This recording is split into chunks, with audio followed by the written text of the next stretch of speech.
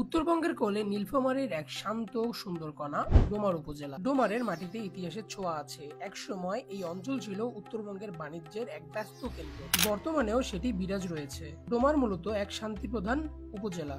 এখানে রয়েছে সবকিছুর ব্যবস্থা, ঘোরার জন্য বিকালের মাঠ, আড্ডা দেওয়ার জন্য 7 স্টার, আর কি নেই।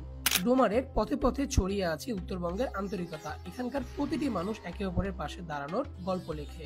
আপনি যদি ডোমার যান এবং আপনার ডোমার সফরে যদি আপনি 7 স্টারের চা না ট্রাই করে থাকেন, তাহলে আপনার ডোমার যাওয়া একদম অসম্পূর্ণ। ডোমার স্টেশন থেকে দিনে হাজার হাজার মানুষ নিজস্ব কর্মস্থল এবং বিভিন্ন জায়গায় যেয়ে থাকে। ডোমার মূলত 10টি ইউনিয়ন এবং একটি পৌরসভা নিয়ে গঠিত। ডোমার উপজেলা ভারতের পশ্চিমবঙ্গের কুচবিহার জেলার সীমান্তবর্তী এবং এর দক্ষিণে নীলফামারী সদর উপজেলায় অবস্থিত।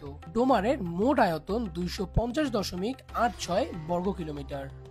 এক সময় নীলফামারী ছিল নীল চাষের জন্য বিখ্যাত একটি অঞ্চল, যার ফলে নীল বিদ্রোহের মতো ঐতিহাসিক ঘটনা এখানে ঘটেছিল। ডোমারের সন্দেশ জাতীয়ভাবে পরিচিত।